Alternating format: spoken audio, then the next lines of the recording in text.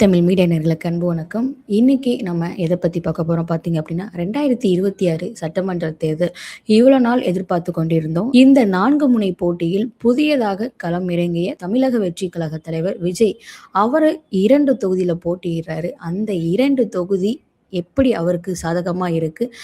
இதற்கு முன்னாடி அதாவது 2021 சட்டமன்ற தேர்தல்ல அங்க யாரு போட்டியிட்டாங்க? இப்ப யாரு போட்டியிடுறாங்க?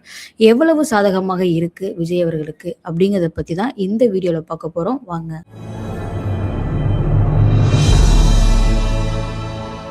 2021 சட்டமன்ற தேர்தல் பார்த்தீங்க அப்படின்னா, தமிழக வெற்றி கழகம் தலைவர் அந்த டைம்ல அவர் போட்டியிடல. அதற்கு பதிலாக பார்த்தீங்க அப்படின்னா, சினிமா துறையிலிருந்தே வந்த கமலஹாசன் அவர்கள் போட்டியிட்டாங்க. இப்போ இந்த ஆண்டு அவங்க திமுக கூட கூட்டணி அமைச்சு, இப்போ அவங்க வலம் வந்துட்டு இருக்காங்க. அது மட்டும் இல்லாம பல பிரச்சாரத்துக்கும் திமுக வேட்பாளருக்கு அவர் ஆதரவு தெரிவிக்கும் வகையா கமலஹாசன் அவர்கள் பேச்சாற்றி வந்துட்டு இருக்காரு.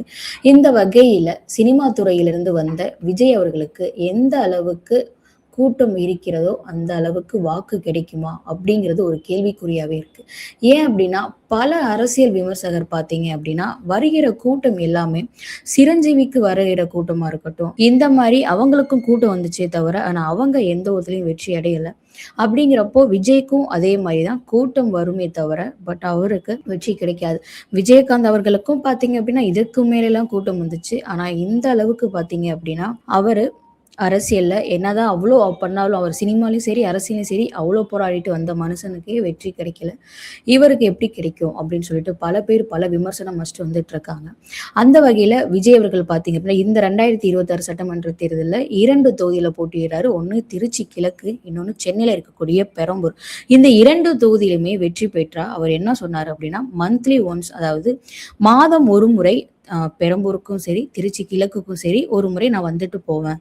என்னதான் எத்தனை தொகுதிகள் எனக்கு இருந்தாலும் இந்த 2 தொகுதி எனக்கு ரொம்ப முக்கியமானதுன்னு சொல்றாரு. பட் இதற்கும் பார்த்தீங்க அப்படின்னா பல விமர்சகர் என்ன சொல்லியிருந்தாங்க அப்படின்னா 2 தொகுதியில் போட்டியிட்டு வெற்றி பெறுவது சாத்தியமற்றது, அதே மாதிரி 2 தொகுதியும் பார்த்து கொள்வது அதை விட சாத்தியமற்றது அப்படிங்கிற மாதிரி சொன்னாங்க. அண்ட் அது மட்டும் இல்ல, இந்த திருச்சி கிழக்கு அண்ட் பெரம்பூர் இந்த 2 தொகுதியிலும் பார்த்தீங்க அப்படின்னா எந்த அளவுக்கு விஜய் அவர்களுக்கு சாதகமா இருக்கு, இதற்கு முன்னாடி 2021 சட்டமன்ற தேர்தலில் அங்க யாரு போட்டியிட்டாங்க அப்படிங்கிறத பத்தி பார்க்கலாம். 2021 சட்டமன்ற தேர்தல் பெரம்பூர் தொகுதியில பார்த்தீங்க அப்படின்னா திமுக சார்பில் ஆர்டி சேகர் அவர் தான் போட்டிட்டு இருந்தாரு. அதுல அவர் பெற்றிருந்த வாக்கு பார்த்தீங்க அப்படின்னா 1,05,267 பெற்று 52% வாங்கியிருந்தாரு. அண்ட் அதிமுகல இருந்து என்ஆர் தனபாலன் அவர் நின்றிருந்தாரு. அவரோட வாக்கு பார்த்தீங்க அப்படின்னா 50,291 வாக்கு பெற்று 25% பெற்றிருந்தாரு.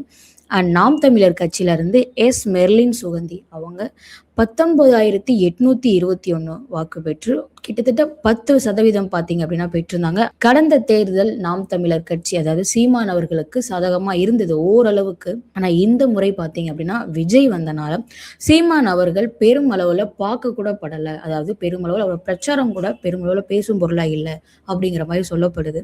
அண்ட் அது மட்டும் இல்லாம நம்ம ஆல்ரெடி சொன்ன மாதிரி மக்கள் நீதி மையம் கமலஹாசன் அவர்கள் கடந்த தேர்தலில் பார்த்தீங்க அப்படின்னா தனியாக தான் போட்டியிட்டு இருந்தாரு.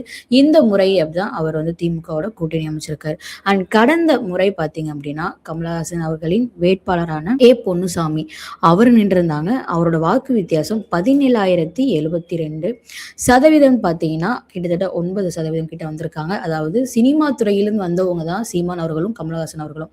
ஆனா சீமானோட வேட்பாளர் பார்த்தீங்கன்னா 19,000 சில்லற எடுத்திருக்காங்க. அண்ட் கமலஹாசன் அவர் பார்த்தீங்கன்னா 14,000 சில்லற அவங்க வேட்பாளர் எடுத்திருக்காங்க. கிட்டத்தட்ட 2 பேருக்குமே வித்தியாசம் கொஞ்சமா இருந்தாலும் ஆனா அவ்வளோ பெரிய ஆக்டர் கமலஹாசன் அவர்களுக்கே இந்த நிலைமை தான், இதே மாதிரி தான் விஜய் அவர்களுக்கும் வரும்னு சொல்லிட்டு இதை ஒப்பிட்டு இன்னும் பல பேர் பல விமர்சனம் வச்சுட்டு வந்துட்டு இருக்காங்க. அண்ட் அதுக்கடுத்து பார்த்தீங்க அப்படின்னா ஏஎம்எம்கே இந்த கட்சியோட தலைவரான டிடிவி தினகரன் பார்த்தீங்க அப்படின்னா இந்த முறை அதிமுக கூட அதாவது எடப்பாடி பழனிசாமி கூட கூட்டணி அமைச்சிருக்காரு.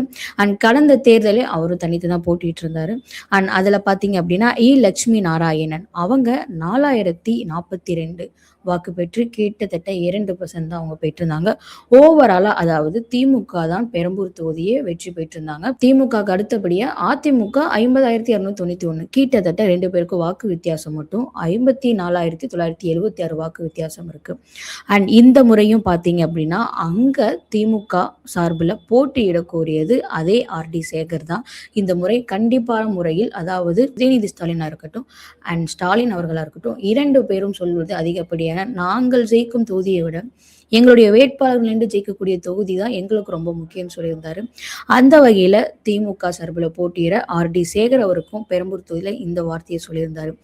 அண்ட் முக்கியமா பாத்தீங்க அப்படின்னா இப்போ அதிமுக அங்க போட்டியிடல. அதிமுக கூட்டணியில இருக்கக்கூடிய பாமக தரப்புல இருந்து திலகபொம்மா அவங்க தான் போட்டியிடுறாங்க.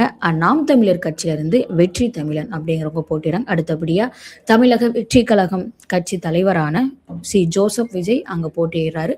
அதுக்குதான் அங்க இன்னும் எந்த அளவுக்கு போட்டி இருக்கு அப்படிங்கிறது அதிகப்படியா பார்க்கப்படுது. இந்த முறையும் பாத்தீங்க அப்படின்னா ஆர்டி சேகர் அவர்கள் கண்டிப்பான முறையில் வெற்றி பெறுவாரு பார்க்கப்படுது. கருத்து கணிப்பும் சரி, நமக்கு வந்திருக்கக்கூடிய சர்வே படியும் சரி அப்படிதான் சொல்லுது. அண்ட் அவர் போட்டியிடக்கூடிய திருச்சி கிழக்குல பாத்தீங்க அப்படின்னா 2021 சட்டமன்ற தேர்தல் திமுக சார்பில் இனிங்கோ எஸ் இருதயராஜ் அவர் தான் அங்க நின்றிருந்தாரு. அண்ட் அவர் அங்க போட்டியிட்டு கிட்டத்தட்ட வாக்கு பாத்தீங்க அப்படின்னா 94,302 வாக்கு பெற்றிருந்தாரு. அண்ட் ஏடிஎம்கேல இருந்து வெள்ளமண்டி என் நாட்ராஜ் அவர் நின்றிருந்தாரு, 40,505 வாக்கு பெற்றிருந்தாரு. என்டிகேல இருந்து பிரபு நின்றிருந்தாங்க, 14,312 வாக்கு பெற்றிருந்தாங்க. அண்ட் எம்என்எம்ல இருந்து பாத்தீங்க அப்படின்னா டி வீரசக்தி அவங்க நின்றிருந்தாங்க, 11,396 வாக்கு பெற்றிருந்தாங்க. ஏஎம்எம்கேல இருந்து ஆர் மனோகரன் நின்றிருந்தாங்க, 9,089. கிட்டத்தட்ட திமுகக்கும் அதிமுகக்கும் வாக்கு வித்தியாசம் பாத்தீங்க அப்படின்னா கிட்டத்தட்ட 50,797, கிட்டத்தட்ட 50,000 கிட்ட வாக்கு வித்தியாசம் 2 பேருக்கு வருது. அண்ட் இந்த முறை பாத்தீங்க அப்படின்னா அங்க யாரு போட்டியிடுறாங்க அப்படின்னா 2026 சட்டமன்ற தேர்தலில் அதே இனிகோ இருதயராஜ் அவர் தான் போட்டியார். கடந்த தேர்தலையும் அவர் தான் வெற்றியை பார்த்திருந்தாரு. இந்த தேர்தலையும் அவர் தான் நிக்க வச்சிருக்காங்க. அண்ட் அதிமுக இருந்து ராஜசேகரன் நிக்கிறாங்க, நாதாக்கால இருந்து கிருஷ்ணசாமி நிக்கிறாரு, அண்ட் தாவேக்கால இருந்து அவர் கட்சி தலைவரான ஜோசப் விஜய் நிக்கிறாரு.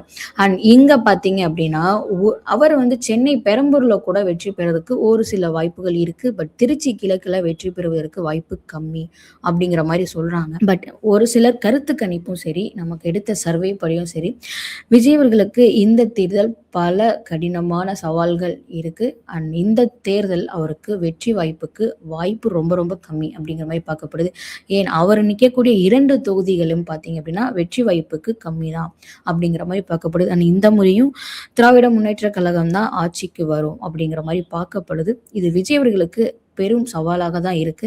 அண்ட் கடந்த தேர்தலில் யார் வெற்றி பெற்றாங்களோ, அதாவது திமுக தான் விஜய் அவர்கள் நிற்கக்கூடிய 2 தொகுதியிலும் நின்று வெற்றி பெற்றிருக்காங்க. அதே வேட்பாளர்களை தான் இந்த முறையும் திமுக நிற்க வச்சிருக்காங்க. அண்ட் விஜயை பொறுத்த வரைக்கும் திமுக விசஸ் டிவிகே அந்த மாதிரி தான் பார்க்கப்படுது. அண்ட் இந்த தேர்தல் ரொம்பவே எதிர்பார்க்கப்படுது யார் வெற்றி பெறுவா அப்படின்னு சொல்லிட்டு.